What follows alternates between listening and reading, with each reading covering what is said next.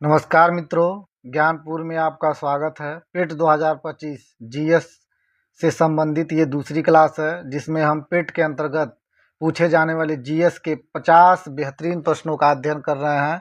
जैसे आपके सिलेबस में दिया हुआ है, भारतीय इतिहास से 5 प्रश्न और किस किस सेक्शन से पूछेगा 5 प्रश्न, उसी के आधार पर इसको सेट किया गया है। चलिए बढ़ते हैं पहले क्वेश्चन की तरफ और तैयार हो जाइए पहले क्वेश्चन के लिए। पहला क्वेश्चन लिखा है, निम्नलिखित में से कौन सा वेद संगीत से संबंधित है? यानी ऐसा वेद आपको बताना है जो संगीत से संबंधित हो। पहला ऑप्शन है सामवेद, दूसरा ऑप्शन है ऋग्वेद, तीसरा ऑप्शन है यजुर्वेद और चौथा है अथर्ववेद। तो संगीत से संबंधित वेद कौन सा है? तो अगर आपने चुना है ए ऑप्शन तो बिल्कुल सही चुना है। आप अपना 1 नंबर बढ़ा के मन ही मन मुस्कुरा सकते हैं। और इसी के आगे हम देखते हैं वेदों के बारे में। जैसे ऋग्वेद का उपवेद क्या होता है? आयुर्वेद। ऋग्वेद का उपवेद आयुर्वेद होता है और ब्राह्मण ग्रंथ ऐतरेय ब्राह्मण और कौशितकी ब्राह्मण। यजुर्वेद जिसका उपयोग धनुर्वेद होता है, जिसे शतपथ ब्राह्मण और तैंतरीय ब्राह्मण इसके ग्रंथ हैं। सामवेद गंधर्व वेद उपवेद होता है और षणविश ब्राह्मण इसका ब्राह्मण ग्रंथ होता है। अथर्ववेद शिल्पवेद और गोपद इसका ब्राह्मण ग्रंथ होता है। अच्छा, कोई पूछ ला ब्राह्मण ग्रंथ किसे कहा जाता है? तो याद रखिएगा, ब्राह्मण ग्रंथ भी वैदिक साहित्य का एक हिस्सा होता है, जो वेदों में दिए गए जो मंत्र होते हैं उनकी व्याख्या करता है। जैसे ऋग्वेद में अगर आप देखेंगे तो देवताओं की स्तुति की गई है, दार्शनिक विचार बताया गया है। इसी प्रकार यजुर्वेद में यज्ञ और कर्मकांड से संबंधित मंत्र है। सामवेद जो संगीत से संबंधित है और अथर्ववेद में जादू टोना और रोग निवारण संबंधित चीज़ें हैं। तो इन्हीं सब की व्याख्या करने के लिए जो ग्रंथ होता है उन्हीं को क्या कहा जाता है? ब्राह्मण ग्रंथ। उम्मीद करते हैं पहला क्वेश्चन पूरा डिटेल आपको समझ में आ गया होगा। बढ़ते हैं दूसरे क्वेश्चन की तरफ। दूसरा क्वेश्चन ही बहुत ही ब्रांडेड प्रश्न है, ध्यान से पढ़ना है, आराम से आंसर देना है। क्वेश्चन देखिएगा कि भगवान महावीर को मोक्ष निम्न में से किस स्थान पर प्राप्त हुआ था? यानी भगवान महावीर की मृत्यु कहाँ पे हुई थी, यही आपसे पूछना चाहता है। ऑप्शन है आपका सोनागिरी, पावापुरी, श्रवणबेलगोला या माउंट आबू। क्या होगा आंसर? तो बिल्कुल सही है, आंसर हो जाएगा आपका पावापुरी। अगर पावापुरी आपने चूज किया है तो बिल्कुल सही आंसर है।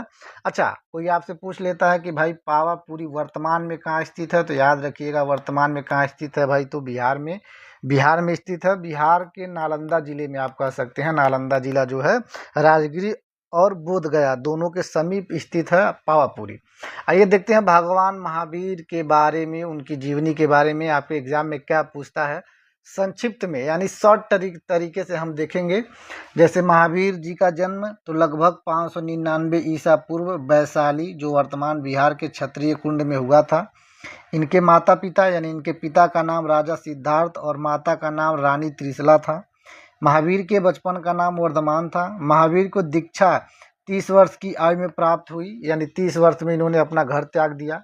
तपस्या इन्होंने 12 वर्ष तक की और ज्ञान की प्राप्ति इनको 42 वर्ष की आयु में हुई। और ज्ञान की प्राप्ति के बाद इन्होंने 30 वर्ष तक उपदेश दिया और इसी के आगे चलते हुए 72 वर्ष की आयु में पावापुरी में इनका क्या हो गया था? तो इनका देहांत हो गया था। प्रमुख सिद्धांत किस क्या क्या है? अहिंसा यानी हिंसा नहीं करना, सत्य बोलना, असत्य का मतलब होता है चोरी न करना, और ब्रह्मचर्य आप समझ रहे हैं, और अपरिग्रह मतलब होता है कि आवश्यकता से अधिक आप संग्रह न करें। तो ये जैन धर्म का प्रमुख 5 सिद्धांत है। अहिंसा, सत्य, असत्य यानी चोरी नहीं करना, ब्रह्मचर्य का पालन करना, अपरिग्रह का मतलब होता है कि आवश्यकता से अधिक इकट्ठा न करना। और जैन धर्म की भाषा क्या थी? प्राकृतिक, जिसे क्या कहा जाता है? अर्धमागधी भी कहा जाता है। तो ये थी महावीर से संबंधित उनके जीवन परिचय संक्षिप्त रूप में। बढ़ते हैं तीसरे नंबर क्वेश्चन की तरफ और तीसरा नंबर क्वेश्चन आपके सामने है। निम्नलिखित में से कौन सा विकल्प मौर्य साम्राज्य के शासकों का सही कालानुक्रम को दर्शाता है? यानी मौर्य साम्राज्य। तो आपको ऑप्शन से चलना है। तो सबसे पहले तो आपको पता है कि भाई चंद्रगुप्त सब में दिख रहा है चारों ऑप्शन में। तो मौर्य साम्राज्य की स्थापना किसने की? तो चंद्रगुप्त ने की, यानी चंद्रगुप्त शुरुआत में आना चाहिए। तो पहला ऑप्शन गलत।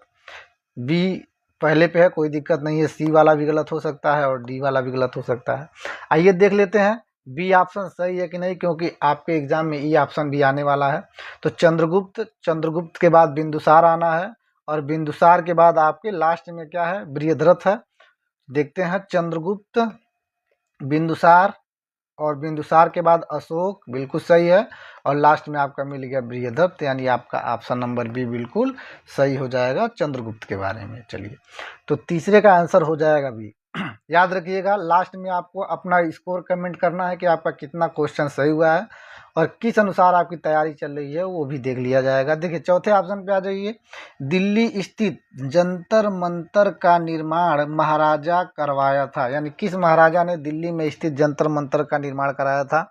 ऑप्शन ए है जयपुर के जय सिंह प्रथम, जयपुर के जय सिंह द्वितीय, राम सिंह प्रथम या बिशन सिंह। तो दिल्ली का जंतर मंतर, या अभी भारत में लगभग 4 जगह जंतर मंतर है, एक दिल्ली में है, दूसरा, तीसरा और चौथा। दूसरा आपको मथुरा में मिलेगा, मथुरा में, तीसरा उज्जैन में और चौथा मिलेगा वाराणसी में।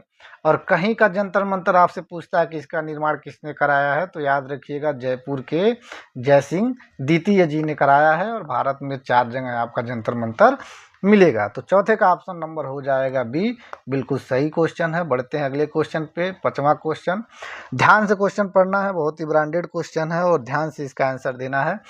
देखिए, लिखा है वाकाटक साम्राज्य की महारानी प्रभावती गुप्त और कुबेर नागा और की बेटी थी। यानी जो वाकाटक साम्राज्य की महारानी प्रभावती गुप्त थी, वो कुबेर नागा महारानी है और किसकी बेटी थी? कुमारगुप्त की, चंद्रगुप्त द्वितीय की, स्कंदगुप्त की या फिर चंद्रगुप्त प्रथम की? किसकी बेटी थी? तो याद रखिएगा, ये चंद्रगुप्त द्वितीय की बेटी थी। यानी चंद्रगुप्त द्वितीय और कुबेर नागा की बेटी कौन थी? महारानी प्रभावती गुप्त। महारानी प्रभावती गुप्त, जो इनका शादी हुआ था रुद्रसेन से, जो वाकाटक साम्राज्य के राजा थे, लेकिन कुछ दिन बाद इनका देहांत हो गया, कुछ सालों बाद। इनके 2 बेटे थे, दिवाकर सेन और दामोदर सेन। दोनों को लेके प्रभावती गुप्त ने वाकाटक साम्राज्य पे लगभग 13 साल तक शासन किया था।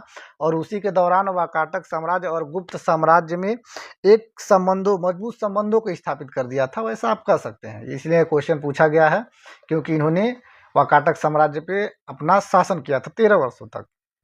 चलिए, चंद्रगुप्त द्वितीय के बारे में आपके एग्जाम में कैसा कैसा क्वेश्चन पूछ सकता है, तो याद रखिए चंद्रगुप्त द्वितीय की प्रमुख उपाधियां कौन कौन सी उपाधि मिली है चंद्रगुप्त द्वितीय को? विक्रमादित्य, महाराजाधिराज, देवगुप्त, देवराज, श्री विक्रम, नरेंद्र चंद्र, नरेंद्र सिंह, विक्रमाकान और शत्रुओं का नाश करने वाला सक्कारी। चंद्रगुप्त द्वितीय के शासनकाल में ही चीनी यात्री फाहियान, याद रखिएगा, चंद्रगुप्त द्वितीय के शासनकाल में भारत आया था।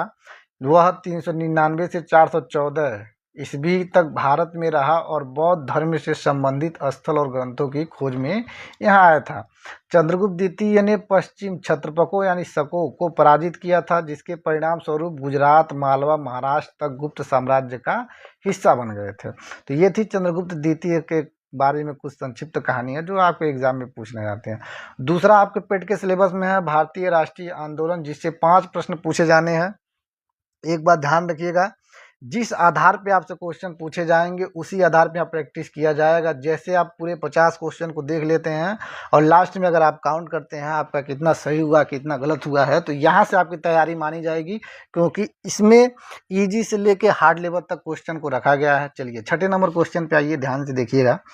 लिखा है स्वदेशी आंदोलन से प्रेरित होकर ने भारत माँ की अपनी प्रसिद्ध छवि को चित्रित किया था, जिसमें उन्हें एक तपस्विनी आकृति के रूप में चित्रित किया गया। यानी भारत माँ का जो यहाँ पेंटिंग दिख रहा है तपस्विनी के रूप में, ये किन्होंने बनाया था? अगर ये फोटो आप पहचानते हैं तो बता सकते हैं। ऑप्शन आपका सत्येंद्रनाथ टैगोर, अविंद्रनाथ टैगोर, ज्योतिन्द्रनाथ टैगोर, देवेंद्रनाथ टैगोर। तो क्या हो जाएगा आंसर? तो याद रखिएगा अविंद्रनाथ टैगोर जी ने एक भारत माता की जो पेंटिंग बनाई थी तपस्विनी के रूप में, तो ये अविंद्रनाथ टैगोर हैं और यहाँ पे इन्होंने भारत माता जी की पेंटिंग बनाई है तपस्विनी के रूप में। यानी 6 का आंसर हो जाएगा आपका बी। चलिए, 7 नंबर क्वेश्चन पे आइए। अब 7 नंबर भारतीय राष्ट्रीय आंदोलन से ही 5 क्वेश्चन होना है, तो बेहतरीन प्रश्न रहेंगे, ध्यान से देखिएगा। 1908 में और प्रफुल्ल चाकी ने एक गाड़ी पर बम फेंका, जिससे उनका मानना था कि मुजफ्फरपुर के अलोकप्रिय न्यायाधीश किम्सफोर्ड थे। तो प्रफुल्ल चाकी के साथ कौन था? भगत सिंह जी, खुदीराम बोस जी, राजगुरु जी या जतीन्द्रनाथ बोस जी थे। तो कौन था इनके साथ? तो याद रखिएगा प्रफुल्ल चाकी के साथ खुदीराम बोस था, खुदीराम बोस जी थे। और बाद में ऐसा हुआ कि खुदीराम बोस जी को फांसी हो गई और प्रफुल्ल चाकी ने आत्महत्या कर लिया था अंग्रेजों के डर से। और खुदीराम बोस से एक क्वेश्चन बनता है कि सबसे कम उम्र के क्रांतिकारी जिन्हें फांसी गई है, भारत के सबसे कम उम्र के क्रांतिकारी जिन्हें फांसी दी गई, नाम क्या था? खुदीराम बोस। और इनका उम्र क्या था? तो 18 साल की उम्र में इनको फांसी दी गई। इसलिए कहा जाता है कि भारत के सबसे कम उम्र के क्रांतिकारी थे खुदीराम बोस जी। और प्रफुल्ल चाकी ने तो आत्महत्या कर ली। चलिए बढ़ते हैं 8वें नंबर क्वेश्चन पे। क्वेश्चन है, भारतीय स्वतंत्रता आंदोलन के भारत छोड़ो आंदोलन के दौरान फांसी की सजा के द्वारा शहीद होने वाले इकलौते क्रांतिकारी निम्न में से कौन से? जब भारत छोड़ो आंदोलन चला 1942 में, तो अंग्रेजों ने ऑपरेशन जीरो आवर के तहत प्रमुख नेताओं को गिरफ्तार कर लिया था। उस समय ऐसे कौन से क्रांतिकारी थे, इकलौते हैं, याद रखिएगा इकलौते हैं, जिन्हें फांसी दी गई थी? कन्हैया माणिकलाल मुंशी यानी के.एम. मुंशी, कुशल कुमार, पुट्टी श्रीमालू या सेनापति बापत? आंसर क्या होगा? बहुत ही ध्यान से आंसर देना है और ध्यान से सुनना है। याद रखिएगा जो कुशल कुमार जी थे, यहाँ पे आप फोटो देख सकते हैं कुशल कुमार जी की, जो कुशल कुमार जी थे इन्हें फांसी दी गई। आंदोलन के दौरान कुशल कुमार पर ट्रेन में तोड़ फोड़ करने का मुख्य षड्यंत्रकारी पाया गया था, इसीलिए वही आरोप लगा के इनको फांसी की सजा दी गई। तो भारत छोड़े आंदोलन के समय इकलौते क्रांतिकारी नाम क्या था उनका? कुशल कुमार। चलिए 9 नंबर क्वेश्चन पे आइए, लिखा है टाइगर लीजन या फ्री इंडिया लीजन के संस्थापक कौन थे? यह एक सेना, पैदल सेना टुकड़ी थी। यह एक पैदल सेना टुकड़ी थी। आपसे क्वेश्चन पूछा है कि भाई इसके संस्थापक कौन थे या इसकी स्थापना किसने किया? ऑप्शन है लाला हरदयाल, सुभाष चंद्र बोस, सोहन सिंह भाखना, विनायक दामोदर सावरकर। आंसर क्या हो जाएगा? तो याद रखिएगा सुभाष चंद्र बोस जी ने इसकी स्थापना की थी। किसकी? तो फ्री इंडिया लीजन की। चलिए ध्यान से देखिएगा, फ्री इंडिया लीजन के बारे में बता देते हैं, शायद पहली बार आपने नाम सुना होगा। याद रखिए 1941 में इसकी स्थापना जर्मनी में हुई थी और संस्थापक कौन थे? तो सुभाष चंद्र बोस जी। इसका उद्देश्य ये था कि भारत को ब्रिटिश शासनकाल से मुक्त कराना है। और सदस्य थे भारतीय युद्धबंदी और प्रवासी, यानी जो भारतीय कैदी थे और यूरोप के जो प्रवासी थे, जर्मनी के साथ मिलकर एक पैदल सेना की टुकड़ी बनाई गई थी। इसका अन्य नाम क्या है? तो टाइगर लीजन, इंडेस फ्रीविगल लीजन या डेर वाफेन एसएस। मुख्य भूमिका क्या है? तो जर्मनी में धुरी शक्तियों के साथ मिलकर भारतीय स्वतंत्रता संग्राम में भाग लेना था। तो इसकी स्थापना किया था सुभाष चंद्र बोस जी ने। तो इसको याद रखना है, फ्री इंडिया लीजन, जिसे टाइगर लीजन भी कहा जाता है। चलिए बढ़ते हैं अगले क्वेश्चन पे। 10 नंबर क्वेश्चन है, कांग्रेस और मुस्लिम लीग ने किस अधिवेशन के में ब्रिटिश शासनकाल के विरुद्ध एक संयुक्त मोर्चा बनाने की सहमति बनाई? यानी कांग्रेस और मुस्लिम लीग किस अधिवेशन में साथ साथ मिल गए थे? लखनऊ अधिवेशन, इलाहाबाद अधिवेशन, लखनऊ अधिवेशन, बम्बई अधिवेशन या फिर दिल्ली अधिवेशन? तो याद रखिएगा लखनऊ अधिवेशन में। पता होगा आपको कि कांग्रेस और मुस्लिम लीग में लखनऊ अधिवेशन कब हुआ था? तो 1916 में हुआ था। और इसकी अध्यक्षता किसने की थी? अगर अध्यक्षता पूछ ले तो कौन थे? तो अध्यक्ष हो जाएंगे अंबिका चरण मजूमदार, अंबिका चरण मजूमदार जी इसके अध्यक्ष थे। 1916 में कहाँ हुआ था? तो लखनऊ में। आइए देखते हैं भारतीय राष्ट्रीय कांग्रेस के बारे में कुछ डिटेल। याद रखिएगा भारतीय राष्ट्रीय कांग्रेस की स्थापना 28 दिसंबर 1885 को बम्बई के गोकुलदास तेजपाल संस्कृत कॉलेज में हुई, की स्थापना की गई, जिसमें 72 प्रतिनिधि भाग लिया। एओ ह्यूम यानी ह्यूम को महासचिव बनाया गया, यानी एओ ह्यूम ने आईएनसी यानी भारतीय राष्ट्रीय कांग्रेस की स्थापना की। और बाद में कलकत्ता में व्योमेश बनर्जी को अध्यक्ष चुना गया। तो बनर्जी अध्यक्ष और एओ ह्यूम संस्थापक। इम्पोर्टेंट क्या है कि उत्तर प्रदेश में इंडियन नेशनल कांग्रेस यानी भारतीय राष्ट्रीय कांग्रेस के जितने अधिवेशन हुए, ये क्वेश्चन आपसे पूछा जाता है, तो ध्यान से देखिएगा। 1899 में लखनऊ, अध्यक्ष कौन थे? रोमेश चंद दत्त। 1936 में लखनऊ, पंडित जवाहरलाल नेहरू अध्यक्ष। 1916 में लखनऊ, अंबिका चरण मजूमदार। यानी उत्तर प्रदेश की राजधानी में 3 बार हुआ है, 1899, 1936 और 1899, 1936 और 1916। इसी प्रकार 1925 में कानपुर श्रीमती सरोजिनी नायडू पहली महिला अध्यक्ष जिन्होंने आईएनसी का भारतीय महिला अध्यक्ष जिन्होंने आईएनसी का अधिवेशन का अध्यक्षता की। 1892 में इलाहाबाद WC बनर्जी, 1888 में इलाहाबाद जॉर्ज यूले और 1910 में इलाहाबाद सर विलियम बेल्टन। यानी कुल मिला के इलाहाबाद में भी कितनी बार हुआ? 3 बार। 1905 में बनारस में गोपाल कृष्ण गोखले और 1946 लास्ट में जो हुआ मेरठ में, और किसने किया? आचार्य JB कृपलानी ने की थी। चलिए अगला आपका पाठ्यक्रम में है भूगोल। भूगोल से भी 5 प्रश्न पूछे जाने हैं, तो चलिए देखते हैं इन 5 प्रश्नों का हम अध्ययन करते हैं। क्वेश्चन आपसे पूछा है नील नदी का पानी किस में जाके गिरता है? तांगानिका झील में, हिंद महासागर, भूमध्य महासागर या विक्टोरिया झील? तो बहुत ही इत्मीनान से आंसर देना है। मैप बढ़िया से देख के इसको मैप द्वारा हम लोग समझेंगे कि नील नदी कहाँ से निकलता है और कहाँ इसका पानी जाता है। तो याद रखिएगा नील नदी का पानी जो गिरता है भूमध्य सागर में गिरता है, भूमध्य सागर में। आइए याद रखिएगा नील नदी जो होता है वो 2 नील होता है। यहाँ पे देखिए एक वाइट नील लिखा हुआ है, एक ब्लू नील लिखा हुआ है। तो वाइट नील आपको यहाँ पे दिख रहा है, तो वाइट नील जो होता है वो विक्टोरिया झील से, यहाँ देखिए विक्टोरिया झील से निकलता है, और ब्लू नील जो है वो ताना लेक से निकलता है। दोनों जाके सूडान के खार्तूम में मिलते हैं और नील नदी बन जाती है, और यही नील नदी बहते बहते मेडिटेरियन सी यानी भूमध्य सागर में जाके गिर जाती है। तो वाइट नील लेक विक्टोरिया तंजानिया के झील से और लेक टाना इथोपिया के झील से निकलती है ब्लू नील। दोनों जाके सूडान के खार्तूम में मिलकर नील नदी बनाते हैं, और नील नदी आपका जाके भूमध्य सागर में मेडिटेरियन सी में गिर जाती है। चलिए बढ़ते हैं नेक्स्ट क्वेश्चन की तरफ। 12 नंबर, छत्तीसगढ़ की बैलाडीला पर्वत श्रेणी निम्नलिखित में से किस खनिज के लिए प्रसिद्ध है? बॉक्साइट के लिए, कोयला के लिए, तांबा के लिए या फिर लौह अयस्क के लिए? यानी छत्तीसगढ़ में जो बैलाडीला पर्वत श्रेणी है वो किसके लिए है? तो याद रखिएगा ये लौह के लिए है, यानी लोहे के लिए प्रसिद्ध है। अच्छा, सबसे अधिक बॉक्साइट अगर आपसे कोई पूछ ले कहाँ होता है, तो याद रखिएगा सबसे अधिक बॉक्साइट उड़ीसा में होता है। सबसे अधिक कोयला कहाँ होता है, तो कहेंगे सर झारखंड में होता है। और सबसे अधिक तांबा कहाँ होता है, तो आप कहेंगे सर मध्य प्रदेश में सबसे अधिक तांबा होता है। यानी आंसर हो जाएगा इसका लौह अयस्क। बढ़ते हैं 13 नंबर क्वेश्चन की तरफ। निम्नलिखित में से कौन सी भारत की सबसे बड़ी प्रायद्वीपी, यानी प्रायद्वीपी भारत की सबसे बड़ी नदी का नाम बताना है? कृष्णा, गोदावरी, कावेरी या फिर महानदी? आंसर क्या हो जाएगा आपका? तो सबसे बड़ी पूछा है तो कृष्णा नदी की लंबाई कोई पूछ रहा है तो 1400 किलोमीटर, जो महाबलेश्वर झील से निकलती है महाराष्ट्र। गोदावरी नदी की लंबाई कहेंगे सर 1465 किलोमीटर, त्र्यंबकेश्वर नासिक से निकलती है। कावेरी नदी की लंबाई 760 किलोमीटर, जो ब्रह्मगिरी पहाड़ी से निकलती है।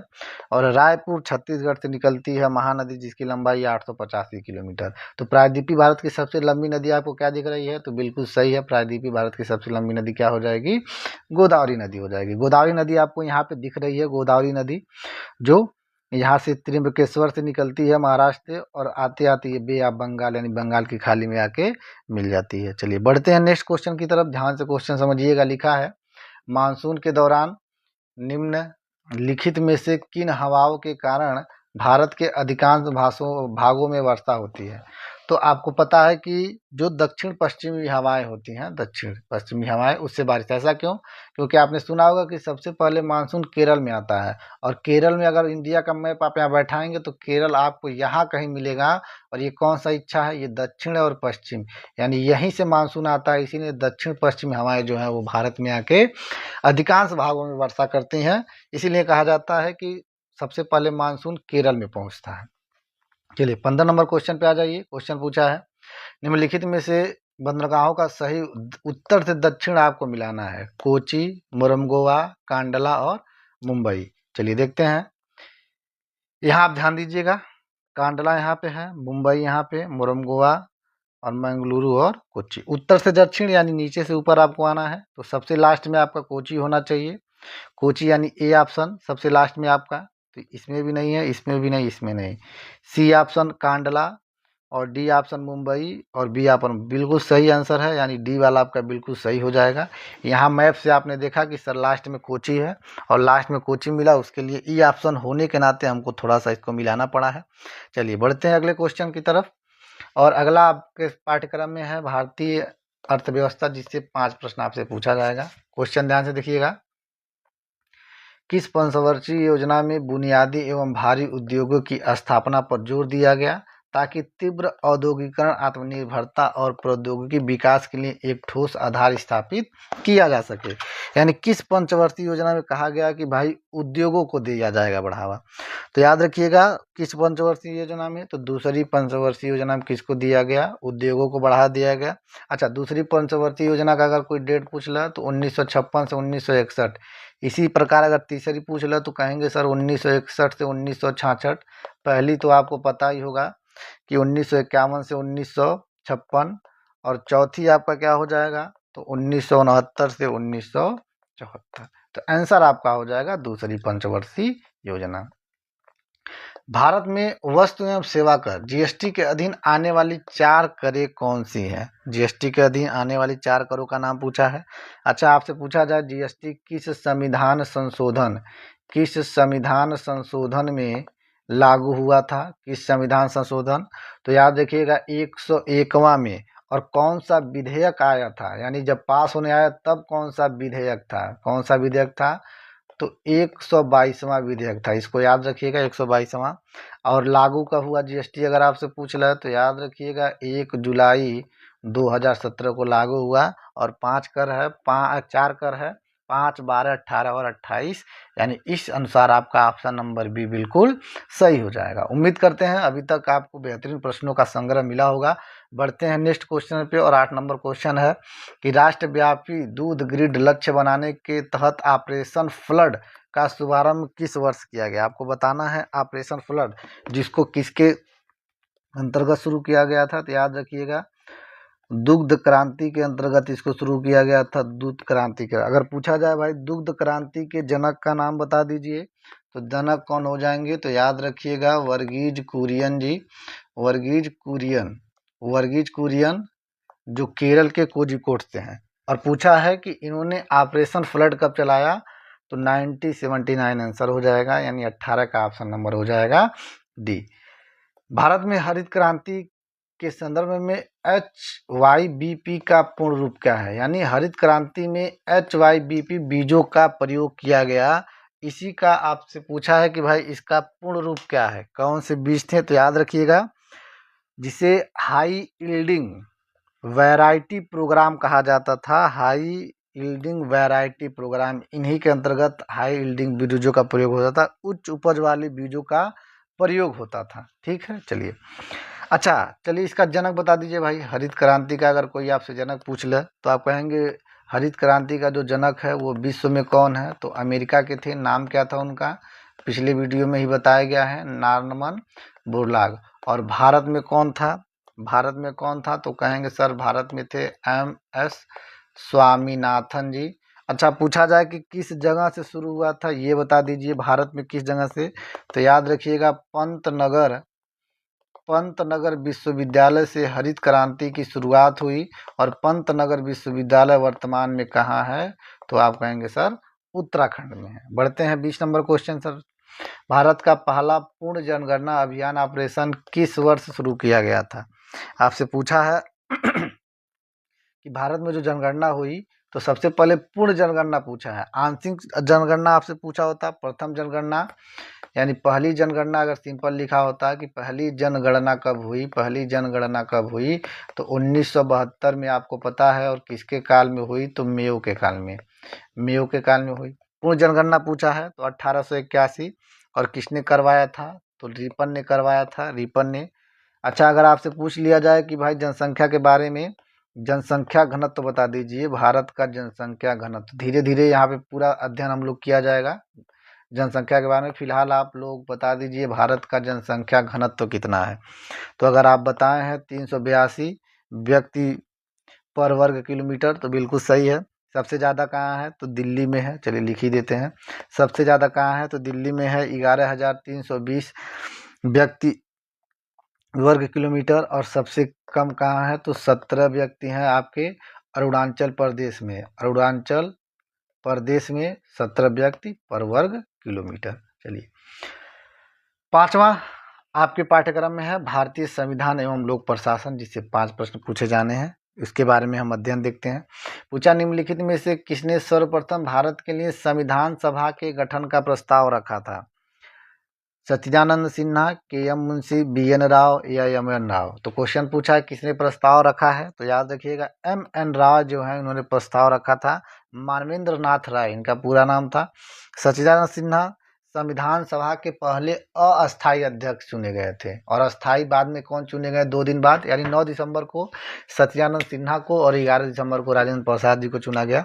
के एम मुंशी यानी कन्हैया लाल माणिकलाल मुंशी जो प्रारूप समिति के अध्यक्ष थे, और बी एन राव तो ये क्या थे? तो एक संवैधानिक सलाहकार थे। आंसर हो जाएगा आपका डी। एक एक क्वेश्चन का डिटेल में अध्ययन करना है, बढ़िया अध्ययन करना है कि कहीं से भी आपसे क्वेश्चन पूछ ले वो आप करता है। चलिए 22 नंबर क्वेश्चन, भारतीय संविधान में कार्य की न्याय संगत एवं मानोचित दशाएं तथा प्रस्तुति सहायता सुनिश्चित करने के उपबंध को शामिल किया गया है। यानी अगर पूछा जाए कि न्याय संगत मानोचित दशाएं और प्रस्तुति सहायता ये किस अनुच्छेद में है, तो आप कहेंगे सर ये अनुच्छेद 42 में है। और मौलिक अधिकार आपको भाग 3 में अनुच्छेद 12 से 35 मिलेगा, राज्य 36 से 51, संवैधानिक आर्थिक अधिकार या मौलिक कर्तव्य आपको मिलेगा भाग 4 क में 51 के क में। तो अनुच्छेद 42 आपको कहाँ मिलेगा, तो कहेंगे सर राज्य के नीति निर्देशक नितांत भाग 4 में मिलेगा। आंसर आपका हो जाएगा बी, यानी 22 का आंसर हो गया बी। 23 नंबर पे आ जाइए। पूछा है भारतीय संविधान के किस संशोधन द्वारा संपत्ति के अधिकार को मौलिक अधिकार से हटा दिया गया? तो संपत्ति का अधिकार मौलिक अधिकार कब बना, तो आप कहेंगे सर 44वें संविधान संशोधन 1978 में। ध्यान से समझिएगा, संपत्ति के अधिकार के बारे में कुछ क्वेश्चन बता दीजिए आप हमको। संपत्ति अधिकार, तो संपत्ति का अधिकार हटाया गया किस किस अनुच्छेद से हटाया गया आपको ये बताना है। तो कहेंगे सर एक तो अनुच्छेद 31 हो जाएगा, और दूसरा अनुच्छेद क्या हो जाएगा, तो आप कहेंगे सर दूसरा अनुच्छेद हो जाएगा 19 अच्छा, कहाँ पे इसको फिर से लेके गया गया, यानी कहाँ इस समय वर्णित है, तो याद रखिएगा ये वर्णित है किसमें, तो भाग 12 के अनुच्छेद 300 क में। और कौन सा अधिकार हो गया है इस समय ये, तो ये हो गया है आपका कानूनी अधिकार। ध्यान से सुनिएगा, संपत्ति के अधिकार को 44वें संविधान संशोधन 1978 में अनुच्छेद 31 और अनुच्छेद 19 से हटाया गया, और इसको भाग 12 के 300 क में रख के क्या बना दिया गया, तो कानूनी अधिकार बना दिया गया। ये थी आपकी संपत्ति के अधिकार के बारे में पूरा डिटेल। कहीं से आपसे पूछ सकता है, आराम से आप बता सकते हैं। 24 नंबर क्वेश्चन पे आइए, ध्यान से पढ़िएगा। पूछा है कि 1950 में मूल संविधान में एक सर्वोच्च न्यायालय की परिकल्पना की गई जिसमें एक मुख्य न्यायाधीश और अवर न्यायाधीश हो सकते हैं, जहां इस संख्या को बढ़ाने की जिम्मेदारी संसद पर छोड़ गई। यानी 1950 में जब सर्वोच्च न्यायालय की स्थापना हुई तो वहां पे क्या कहा गया था, 1950 में एक आपके मुख्य न्यायाधीश होंगे और 7 अन्य न्यायाधीश होंगे। तो क्वेश्चन यही पूछा है एक मुख्य न्यायाधीश और कितने अन्य, तो 7 अन्य न्यायाधीश। बाद में बढ़ाया गया, धीरे धीरे बढ़ाया गया। यानी अगर पूछा जाए कि वर्तमान में इनकी संख्या कितनी है, तो आप कहेंगे सर 1 + 32, यानी एक मुख्य न्यायाधीश और 32 अन्य न्यायाधीश, कुल मिला के कितने हो जाएंगे, 33। अगर पूछा जाए कि वर्तमान में मुख्य न्यायाधीश कौन है, वर्तमान में सर्वोच्च न्यायालय का मुख्य न्यायाधीश कौन है, तो आप क्या बताएंगे सर, भूषण रामकृष्ण गवई। रामकृष्ण गवई ये क्या है, वर्तमान मुख्य न्यायाधीश है। ठीक है, चलिए बढ़ते हैं 25 नंबर क्वेश्चन पे। निम्नलिखित में से किस इकाई को राज्य विधानमंडलों द्वारा सौंपे गए कार्यों का निर्वाह शक्तियों का प्रयोग करने के लिए पंचायती व्यवस्था का अधिकार आधारशिला के रूप में माना जाता है? यानी इसमें से कौन सी ऐसी चीज है जो आधारशिला है और जिसमें राज्य विधानमंडल संशोधित कर सकते हैं, तो पंचायत समिति, नगर पालिका, जिला परिषद या ग्राम सभा। तो बिल्कुल सही आंसर हो जाएगा आपका ग्राम सभा, जो 243 में वर्णित है। चलिए बढ़ते हैं अगले पे, और अगला आपका क्वेश्चन है सामान्य विज्ञान का। सामान्य विज्ञान से भी 5 प्रश्न पूछे जाने हैं, देखिएगा ध्यान से। यह एक उपकरण है जिसका उपयोग विद्युत सर्किट में 2 बिंदुओं के बीच विद्युत विभवांतर मापन के लिए किया जाता है। तो कौन सी चीज है, याद रखिएगा वोल्ट मीटर, बिल्कुल सही है वोल्ट मीटर। अच्छा, गैलोनमीटर का क्या कहा जाता है? तो याद रखिएगा गैलोनमीटर जो होता है वो विद्युत परिपथ में धारा की उपस्थिति बताता है कि विद्युत परिपथ में धारा है कि नहीं। विद्युत परिपथ में धारा की उपस्थिति बताता है गैलोनमीटर। एमीटर क्या नापता है? तो भाई विद्युत धारा नापता है, विद्युत धारा किस प्रवाह से चल रही है। उपस्थिति गैलोनोमीटर और एमीटर हो जाएगा विद्युत धारा। वोल्टमीटर तो कुछ नहीं होता, तो हटा देंगे इसको। 27 नंबर क्वेश्चन पे ये पूछा है एक समान त्वरण के बारे में निम्नलिखित में से कौन सा कथन सही है? यानी एक समान त्वरण होगा तो किस अवस्था में होगा? घर्षण रहित सतह पर गतिमान वस्तु एकमान त्वरण प्राप्त कर सकती है। स्प्रिंग की गति एक समान त्वरण का उदाहरण है। स्थिर चाल से गतिमान वस्तु एक समान त्वरण का उदाहरण है। मुक्त रूप से गिरने वाली वस्तु एक समान त्वरण का उदाहरण है। तो याद रखिएगा ऑप्शन नंबर डी बिल्कुल सही दिख रहा है कि ऐसी वस्तु जो मुक्त रूप से ऊपर गिरी हुई है वो किसका उदाहरण हो सकती है? तो एक समान त्वरण का उदाहरण। अच्छा, चलिए आगे देखते हैं। पूछा है कि मानव रक्त का पीएच कितना होता है? तो मानव रक्त क्या पीएच आपसे पूछा है? तो याद रखिएगा मानव रक्त हो जाएगा 7.4। यहाँ पे कुछ चीज़ लिखते हैं जिसका आपको पीएच मान बताना है। यानी आपसे अगर पूछ लिया जाए दूध का पीएच मान, या फिर आपसे पूछ लिया जाए सिरके का पीएच मान बता दीजिए, शराब का पीएच मान बताना है आपको, मानव मूत्र का पीएच मान बताना है आपको, आंसू का पीएच मान बता दीजिए, खून का पीएच मान बता दीजिए, नींबू का पीएच मान बताना है आपको, और लास्ट में चलिए एक और बता दीजिए नमक का। तो दूध का अगर कितना हो जाएगा तो कहेंगे सर 6.4, सिरके का 3, शराब का 2.8, मानव मूत्र का कोई पूछ ले तो 4.8। आंसू भी रक्त के समान होता है, यानी कह सकते हैं आप खून के आंसू रोना, यानी 7 पॉइंट आंसू का भी हो जाएगा और रक्त का भी हो जाएगा 7.4। खून का तो अभी आपको बताया गया 7.4। नींबू का क्या हो जाएगा? तो 2.4, और नमक उदासीन होता है तो 7। अच्छा, पीएच का कोई फुल फॉर्म पूछ ले तो आप क्या बताएंगे? तो याद रखिएगा पावर ऑफ हाइड्रोजन या फिर पोटेंशियल ऑफ हाइड्रोजन। ठीक, 29 नंबर क्वेश्चन पे आइए। क्वेश्चन पूछा आपसे समूह जो शून्य तत्वों का सामान्यतः क्या कहा जाता है? यानी जो 18 नंबर के समूह होते हैं शून्य, उन्हें क्या कहा जाता है? अस्थिर, अभिक्रियाशील, अक्रिय गैस या रेडियोधर्मी। तो आपको पता है कि जो सामान्यतः शून्य ग्रुप होते हैं उन्हें अक्रिय गैस कहा जाता है। अच्छा, अक्रिय गैसों का नाम पूछ ले तो क्या क्या बताएंगे? तो कहेंगे सर अक्रिय गैस होता है हीलियम, नियान, आर्गन, क्रिप्टान, जेनान और रेडान। ये पूरे के पूरे क्या है? हीलियम, नियान, आर्गन, क्रिप्टान, जिनान और रेडान, ये होते हैं अक्रिय गैसें। 30 नंबर क्वेश्चन पूछा है कि हमारे शरीर की कौन सी कोशिकाएं लोकप्रिय रूप से मानव शरीर की सैनिक कहलाती हैं? बहुत ही ब्रांडेड क्वेश्चन है और आराम से पढ़ के आंसर देना है कि मानव शरीर के सैनिक किसे कहते हैं?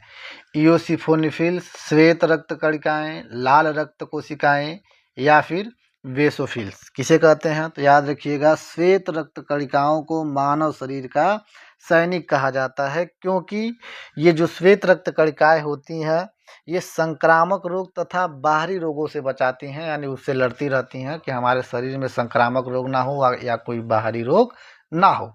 तो ये बेहतरीन क्वेश्चन था। बढ़ते हैं सामान्य जागरूकता के 10 प्रश्न आपसे पूछे जाने हैं, उसी के आधार पे हम यहाँ अध्ययन करेंगे। क्वेश्चन क्या पूछा है? पूछा निम्नलिखित में से कौन सा राज्य पूर्वोत्तर में 7 सिस्टर में राज्यों का सदस्य नहीं है? याद रखिए जो पूर्वोत्तर के 7 राज्य हैं उन्हीं 7 राज्यों को मिला के कहा जाता है 7 सिस्टर।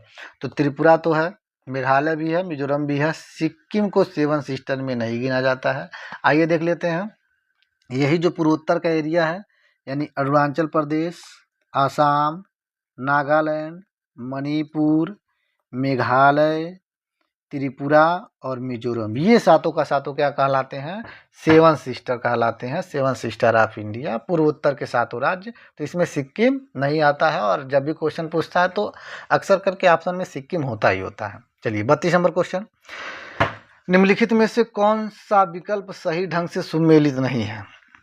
उज्जैन शिप्रा नदी के किनारे है, सूरत ताप्ती नदी के किनारे है, जबलपुर झेलम नदी के किनारे, लखनऊ गोमती नदी के किनारे। यहाँ साफ साफ दिख रहा है जबलपुर झेलम नदी के किनारे नहीं मिलेगा आपको, जबलपुर जो मिलेगा वो नर्मदा नदी के किनारे। आपके एग्जाम में किस नदी के किनारे कौन सा शहर है क्वेश्चन आपसे पूछता है, तो ध्यान से देख लीजिए कुछ नदियों के नाम, यानी लुधियाना फिरोजपुर सतलुज नदी के किनारे हैं, श्रीनगर झेलम नदी के किनारे, गुवाहाटी डिब्रूगढ़ ब्रह्मपुत्र नदी के किनारे, हैदराबाद मूसी नदी के किनारे, सूरत ताप्ती नदी, कटक संबलपुर महानदी, त्रिचुल्लापल्ली कावेरी नदी, बद्रीनाथ अलकनंदा नदी, इटावा औराया यमुना नदी, कोटा चंबल नदी, जौनपुर गोमती नदी, गोरखपुर राप्ती नदी, प्रयागराज गंगा यमुना और सरस्वती के संगम पर, अयोध्या सरयू नदी, आगरा दिल्ली मथुरा यमुना नदी, लखनऊ गोमती नदी, हरिद्वार ऋषिकेश कानपुर पटना वाराणसी गंगा नदी के किनारे, अहमदाबाद साबरमती नदी, जबलपुर नर्मदा नदी, कोलकाता हावड़ा हुगली नदी, उज्जैन शिप्रा नदी,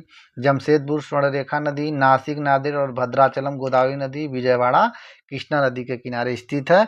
ऐसे क्वेश्चन आपके एग्जाम में आते हैं कि कौन सा शहर किस नदी के किनारे स्थित है। तो अगर इतना आप पढ़ लेते हैं तो यहाँ से कोई भी क्वेश्चन आए उसे आप कर जाएंगे। क्वेश्चन पूछा है कि विश्व जल दिवस कब मनाया जाता है, 21 मार्च 23 मार्च 22 मार्च या फिर 20 मार्च। तो याद रखिएगा विश्व जल दिवस जो है वो 22 मार्च को मनाया जाता है, बिल्कुल सही है। अच्छा, पृथ्वी दिवस आपसे कोई पूछ ले तो क्या बताएंगे भाई, पृथ्वी दिवस कब मनाया जाता है, तो याद रखिएगा ये मनाया जाता है आपका 22 अप्रैल को। अगर पूछा जाए विश्व जल दिवस का 2025 में थीम क्या था, थीम कभी भी पूछ लेता है आपसे, तो याद रखिएगा ग्लेशियर संरक्षण, ग्लेशियर संरक्षण क्या था इसका थीम जल दिवस का। तो 34 नंबर क्वेश्चन पूछा है वाई आई एम हिंदू के लेखक कौन है, बहुत ही फेवरेट क्वेश्चन है, कई एग्जाम में चला आया है।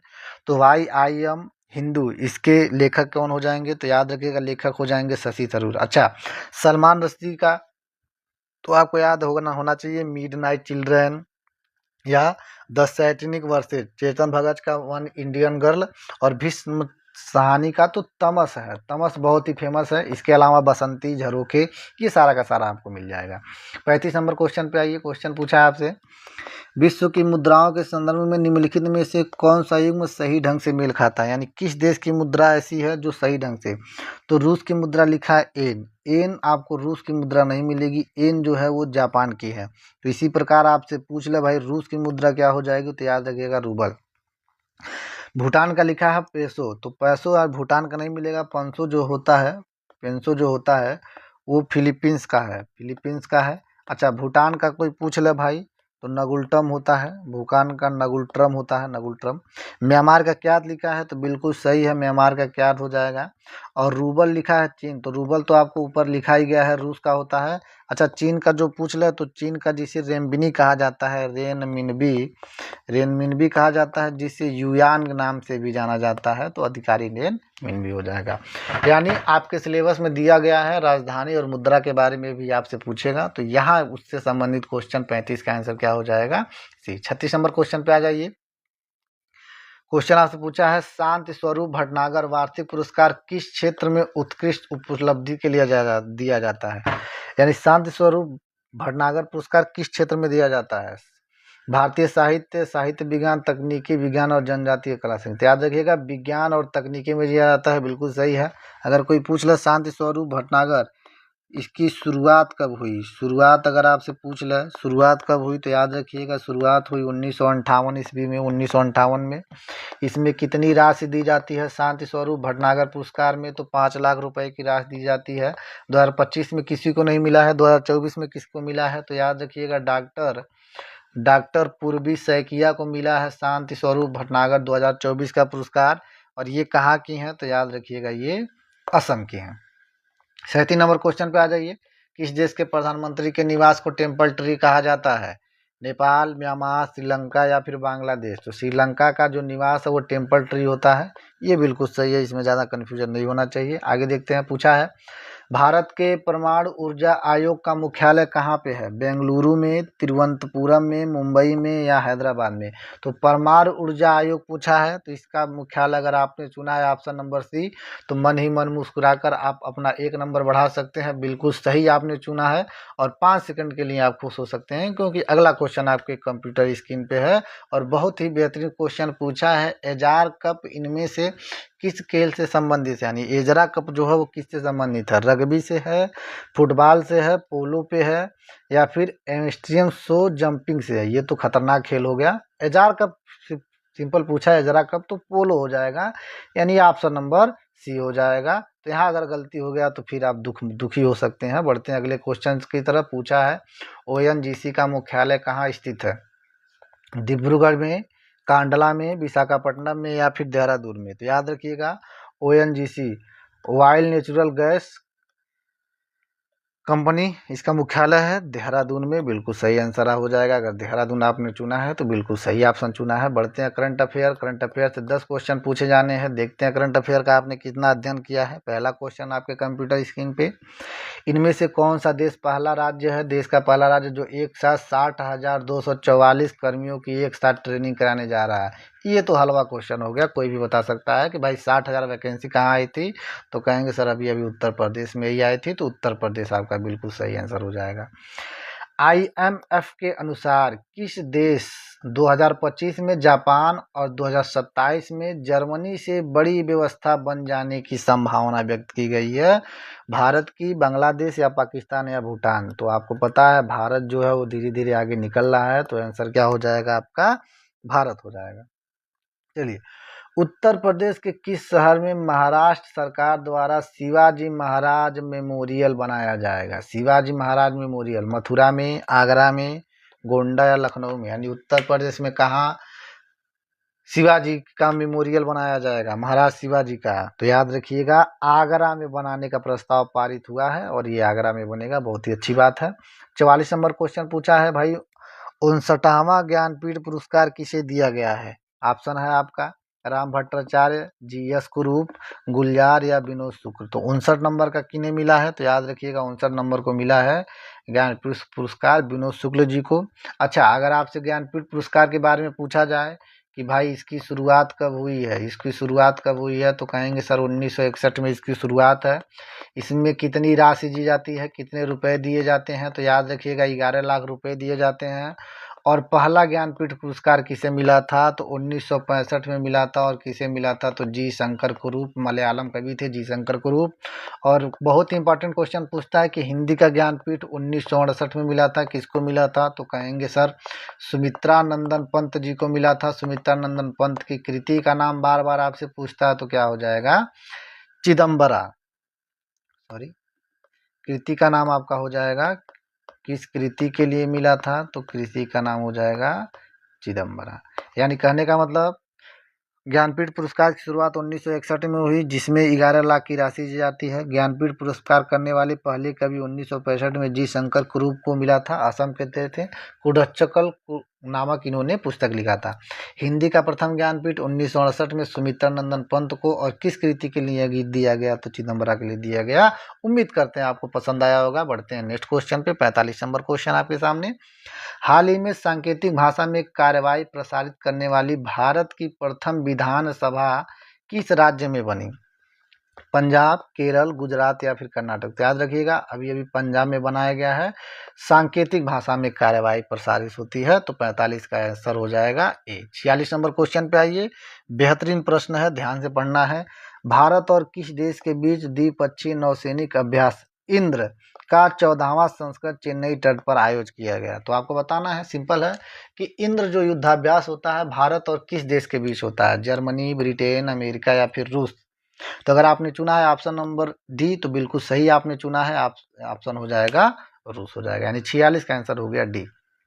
47 नंबर क्वेश्चन पूछा है कि भारत में स्मार्ट सिटी मिशन के अंतर्गत 100 शहरों में से कितने शहरों के इस योजना को पूरा कर लिया गया? यानी पहले 100 शहरों को चुना गया था, तो शुरुआत के जो 18 शहर चुने गए तो उसमें इसे पूरा कर दिया गया, यानी ऑप्शन नंबर हो जाएगा आंसर सी। 48 नंबर क्वेश्चन, इनमें से 2025 का शांत स्थिरता के लिए प्रतिष्ठित गोल्ड मरकरी पुरस्कार से किसे सम्मानित किया गया? नरेंद्र मोदी को, इमरान खान, दलाई लामा या बराक ओबामा? तो गोल्ड मरकरी पुरस्कार मिला है दलाई लामा जी को। बिल्कुल सही क्वेश्चन है। चलिए बढ़ते हैं 49 नंबर क्वेश्चन की तरफ पे। धीरे धीरे आपसे विदा लेने का वक्त आ रहा है। और 49 नंबर क्वेश्चन ध्यान से देखिएगा। लिखा है, भारत में 1935 में स्थापित इसमें से किस संस्थान ने पहली मौद्रिक नीति 2025 के 90 वर्ष पूरे किए हैं?